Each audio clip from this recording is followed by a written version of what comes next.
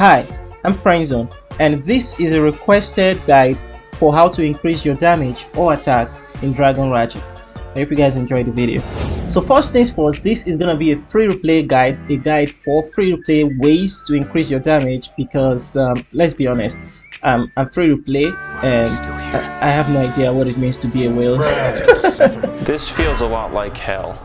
I'm going to teach you guys how I do this from my experience. Without wasting too much time, let's get right into the video. I'm going to split this into a couple parts and I'm going to talk about all of them separately but summarize them so the video won't be too long. Alright, so first, this is free play, so we won't include, let's go here to menus, we won't include the draconics. That's the whale draconics won't be included in this video, just to get that out there. Now after that, the first few things we're going to talk about in this video will be your stats. That's right here, your stats. We're going to talk about your allies. We're also going to talk about your dragon blood, the type of dragon you use, your gear. That's the set right here. This piece, I think it unlocks at level 100 or is it 90s? 7 saints, of course. Then we're going to talk about, I don't think we talk about this enough, pets. So we're going to talk about pets, the pet skills and stuff, cocoons, the right cocoons to use, talents, EX, and your rotations. So those are all the things we're going to talk about. I know it seems kind of a lot, but trust me, we're going to get through them quite fast. So first, let's start with your stats. Let's go to start here. I've made a video about this for each class in another video, so I will leave a link to that one in the description of this video. There's going to be lots of links in this video, so just check the description if you want links to any of them. So your stats, there are 2 stats that you want to always increase regardless of whatever class you're using. The first stat is your ammo penetration and the second stat is your CDR. Now you can see in my class changer, I have unlocked every class. That is because not just because I make content on the game, but the fact that some classes are just generally better in certain things, like the Reaper and the Assassin. They go well for every event. You can use them for any event, and especially if you are free to play, they will work well for you. But we have classes like the Shadow Fencer and Visioneer that just deal so much damage right now, and they are very helpful for Clash of Swords and those kind of events that requires damage, especially Deity's Test, that they can help you go further.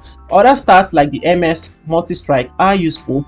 Also the critical level are useful, but I don't see why you should have too much critical. To be honest, I think ammo penetration is a lot better, and also MS, not all classes need this. Like the fighters barely trigger multi-strike, they go mainly with critical, but classes like the Reapers and the Assassin, they trigger multi-strike a lot more than some other classes. Now next we're going to talk about the allies. The allies that you want to have, I've explained this as well and I've made a video for this. You can see in this my Reverie account, my main ally is College Airy. Choose your allies, your main ally based on their passive. Your main ally should be based on the passive, and this passive like damage dealt is one of the best in the game. Not just that, but you have something like this passive increases your critical damage by 15%. There are many allies like Airy and that does this, like Luminous, I think he does it as well. Choose your main ally, right? And support allies, if you are confused, just make sure you choose Mingzulu and make sure you have 0 Trip 0, she's very helpful. And then you can have any of the Caesar. They buff you with some pretty good dodge percentage, hit percentage. They give you all these, he gives you all these buffs. And if you can't get any of these allies I mentioned, you can go to pawn shop. After summoning, you get these tokens and you can redeem any of the allies from here. So yeah, those are the main allies you should want to use depending on your build, but this one I suggested right now are for increasing your damage. These are damage dealing allies and buffing allies. Now we're gonna go on to Dragon Blood. For your dragon, I also have made a video about this, but I didn't go too in depth then because I didn't understand much about Dragon Blood. What? So right now I'll suggest you go for either, if you want to increase your damage, you go for either Serpent's Tail. That's this one I have on. Doesn't look that great, but he's my favorite dragon because if you check his Q here, I have maxed this, so it actually reduces their physical and magic defense by 12.5% for 12 seconds.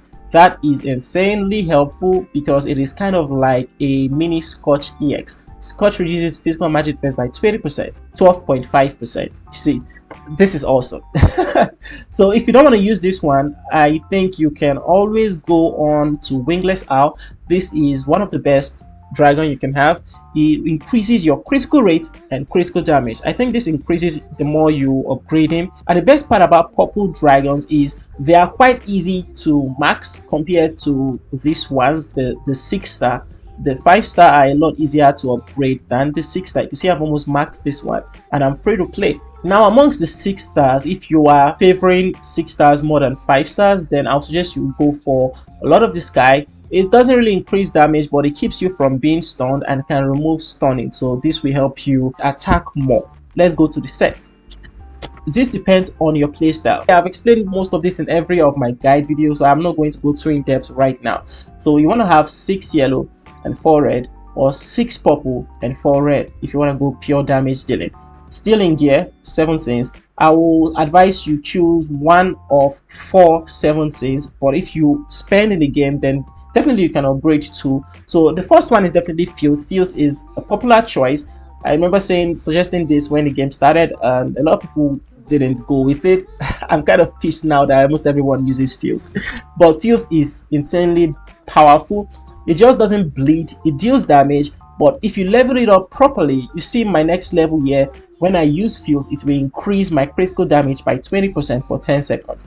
And it just gets better, because when you use it on the opposite sex, it deals more damage. Not just that, but when you go further, at the final level, when you use Fuse, you can use it again within 10 seconds of using it the first time. So that's double Fuse damage. I don't know if the bleed will stack. I doubt the bleed will stack, but that's a lot of damage. Then the other 7th sin I will suggest will be Wrath. Wrath is insanely helpful, and this peaks early on. It's very helpful in the beginning of the game. This is for boss damage, and I only suggest certain classes use this, like the Assassin.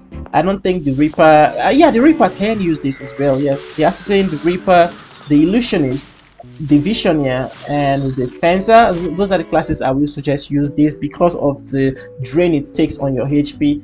They have enough damage to offset the HP they lose. Meanwhile, some other ones can just undo the damage, like the Reaper. The Assassin can heal. So yeah, that's what I would suggest for damage dealing. Now, that's not all. If you want to pick another 7th sin, then I would suggest you go with Pride. You can never go wrong using this 7th sin. And to be honest, sometimes I'm kind of disappointed I didn't upgrade this, but it is what it is. So it doesn't just deal damage, but it can also remove your opponent's buff. It can also remove super ammo, and it can reduce their defenses. So this is pretty good, and it is one of the best 7th sin in the game, especially against classes like the Blade Masters and stuff. Yes, Pride is helpful. Now, the final 7th sin I'll suggest will be Envy. Envy just saps your opponent's attack and adds it to yourself. That's basically what it does. It's great for free to plays, but I think Filth is better. But Envy is pretty good. If you don't want to take too much damage, I think Envy can do the job for you. But to be honest, I think Envy will be insanely great at the final upgrade. You see, gains physical and magic defense equal to 20% of attack absorbed. And also at this point, you always keep the highest attack bonus. And it also says this effect lasts until you or the target you steal from dies. So this is insanely powerful, and it just keeps getting better. Those are the 4 7th sins I would suggest for you: Envy, Filth, Wrath, and Pride. They are all very good for damage dealing. Now, moving on from 7 sins, let's talk about something we don't talk about too often, and that's pets. And what we're going to talk about here is the skills. These 2 skills to be exact. Now, the first skill you want to have on your light pet is this one: chance to increase master's hit percent by 6% for 20 seconds. This is very helpful for every class, but it is just great against the Blade Master, to be honest, because their dodge, especially at the lower levels, was way too crazy. So this helps you counter that. And the second one will depend on your class. You see, I have water magic that increases the master's, that's my own magic attack. But if you are using a physical class, or if you main physical classes, then you will want to have the one that increases physical attack. But this is just your preference, to be honest. I love magic classes, and I know I am always going to be using magic classes, so that's why I chose water magic. We have Electromagnetic interference, again, this is dependent on the class you use the most in PvP. I use magic classes, so I have this one that increases the magic damage my opponents take, and this one that reduces my target's magic defense. And that is why you see me with my quite weak rating for my level and my server, and you see me dealing quite a lot of damage to my opponents that are way stronger than I am. It's because of all this lumped together, but specifically I think this contributes quite a lot, reducing their magic defense by 140% of my pet and increasing the magic damage they take by 12%. So when I use a magic class, I deal a lot of damage, but when I use a physical class, I don't deal that much damage. So be careful and know the right class for yourself. Now we're going to move on to Cocoon, and I think 6 yellow, that's what I want to say. If you want to increase your damage, 6 yellow is the way to go. Then you can decide on whatever else you want to have, either 4 red or maybe 4 blue for defense, but I like 4 red. I have not checked out green. I don't know if green or white is good. Next is EX and talent. I have made guide for every single class in the game except the Blade Master. Don't ask me why. I don't like physical classes. So you can check any of those videos out for the right talent and the right EX you can use for any of the classes. Now what I want to talk about is EX for damage dealing DPS, and you can see I'm already hovering over Minefield. Minefield is one of the best EX you can have for damage dealing. After Minefield, then you want to talk about Holy Judgment. Holy Judgment is insanely helpful.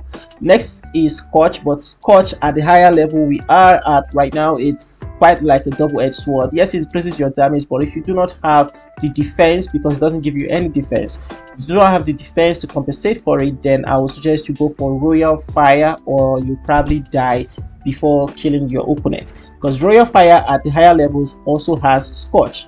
See, 10% chance to immediately trigger Scorch every time damage is dealt by burning. But yeah, that's what I'll suggest. So any of the other EX you want to go for will be Majesty or Dustbuster. These are other EXs that are very helpful. Dustbuster is more defensive and to keep you from being stunned, because at the higher level you have I think it enhances your defense and reduces the damage you receive. But not just that, it also gives you the effect of another EX, Tyrant's Eye, and you also become immune to negative effects while you have Dustbuster on. Oh yeah. Negative effects like, I think it also removes filth. I think sometimes it removes filth. If they place the filth scene on you and use Dustbuster, I think it removes it. I'm not certain yet, but I think it removes it. Let me know in the comment section if I'm right or wrong. And that is it for increasing your damage. The final thing we'll talk about will be your rotation, because with all this said, if you do not have the right rotation, then all of it is going to go down the drain. So now I'm going to give you an example of 2 classes you can use this properly on. The first class I'll give you an example on is the Illusionist. I have talked about this in the guide video for Illusionists. First you want to do as an Illusionist is either cage your opponents or use the EX that removes their super armor. And either one of these things you do will work great in this rotation. But for the sake of this video, let's just say first you cage your opponents. So what you want to do is cage them, and after caging them, you use the EX to remove their super armor, and after that you are going to use the Minefield EX.